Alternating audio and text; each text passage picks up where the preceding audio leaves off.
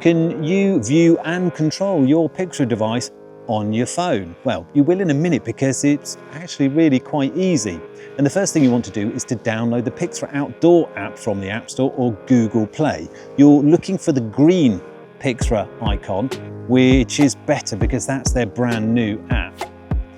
Now, you need to allow that app to find Pixfra devices and also allow it to use your location. Next, go back to your Pixfra and we're going to turn on its Wi-Fi hotspot. You'll find it in the main menu, and when it's activated and turned on, you'll see a couple of little chain links in the top right-hand corner of the screen to say that's off.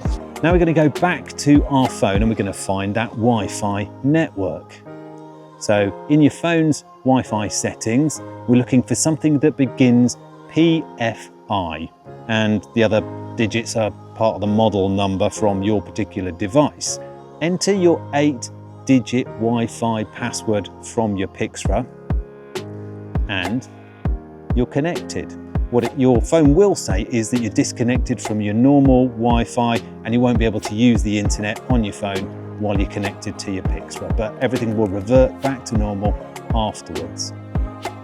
Still on your phone, go to the Pixfra app and you'll see a picture of your device. Tap that and you're watching in thermal on your phone, either in portrait or landscape. You can even control it for everything from color palettes to zoom, and you can record as well on your device.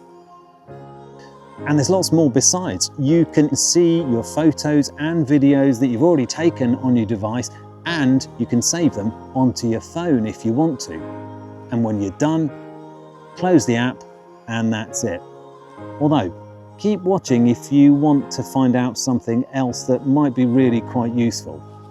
Because when you're not using Wi-Fi on your device, go into the menu and turn that Wi-Fi hotspot off, and it'll just make the battery last a bit longer.